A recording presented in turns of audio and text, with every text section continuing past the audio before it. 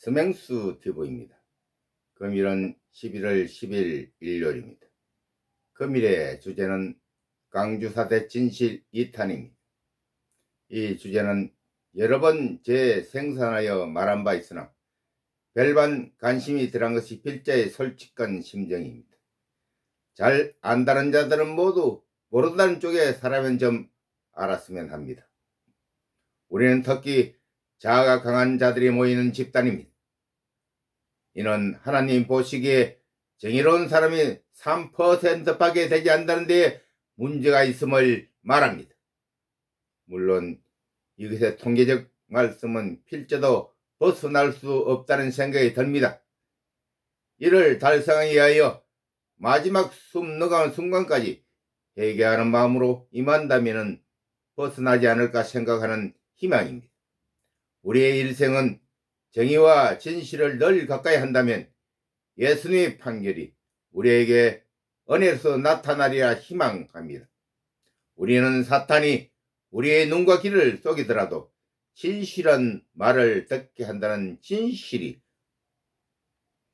우리를 그리로 인도하리라 생각합니다. 오늘의 주제를 먼저 동지 여러 마음을 열기 위하여 결론부터 말해야 됩니다. 전두환 대통령의 공과를 먼저 말하고 가겠습니다. 중공의 등소평의 흥무병무 이론을 적용하여 그를 평가합니다. 그는 분명 역사의 전면에서 정의와 진실의 편에 서 있던 사람이었다는 것을 평가합니다. 그는 김영삼의 공격에 반격을 가하지 못한 것은 자신을 희생하고 부하를 살리기 위한 고육지책도 있다고 생각이 됩니다.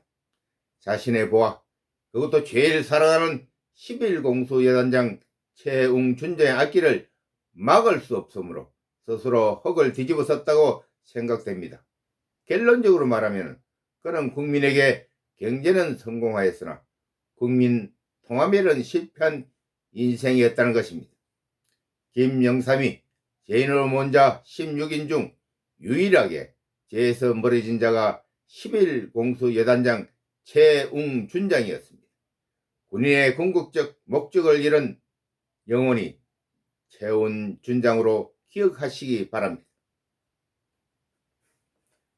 군인의 군복은 수위라는 사실을 기억해야 할 것입니다.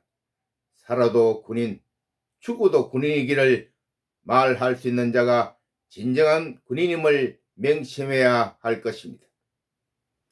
자신의 판단이 잘못된 결과는 자신이 책임을 져야 할 숙명적 운명을 가진 자가 군인입니다.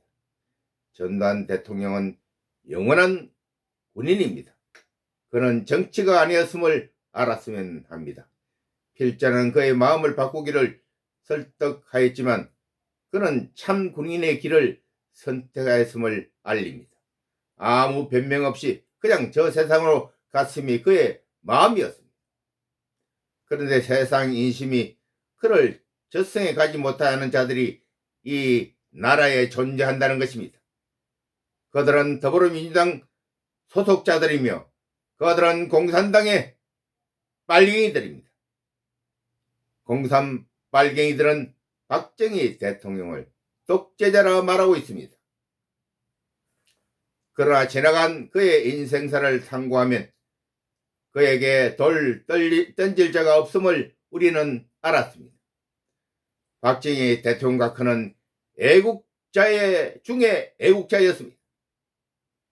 전두환 대통령 가오는 자신을 세운 데 있어 도가 지나쳤지만 그의 시대는 국민들이 정말 잘 살았습니다. 더 이상 무엇을 바랄까를 말하고 있었습니다. 그러나 미국의 카트의 모락에 쏘가 그의 본분을 잊은 것이 그의 큰 가오였습니다. 그것이 부면이 되어 이 나라를 덮쳐 공산 빨갱이가 활개치는 세상을 열어주게 된 것을 시인하고 그냥 당하고 있었습니다. 우리들은 여기에서 교훈을 새길 것은 길이 아니면 가지 말라는 것입니다.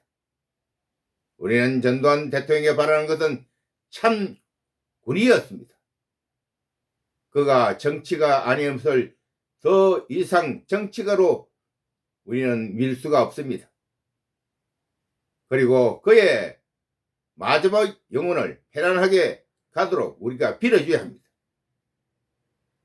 국민의 지엄한 요구를 윤석열 대통령에게 명령합니다. 윤석열 대통령은 참 정치인의 길을 가세요. 지금까지 잘못을 국민에 사죄하고 정의와 진실의 길을 가는데 하나님 여호와께 맹세하세요. 이것이 마지막 당신에게 드리는 국민으로서의 충고입니다. 하나님 여호와의 명령이 내려질 때는 이미 때가 지났음을 알 것입니다. 오늘 여기까지입니다. 아멘.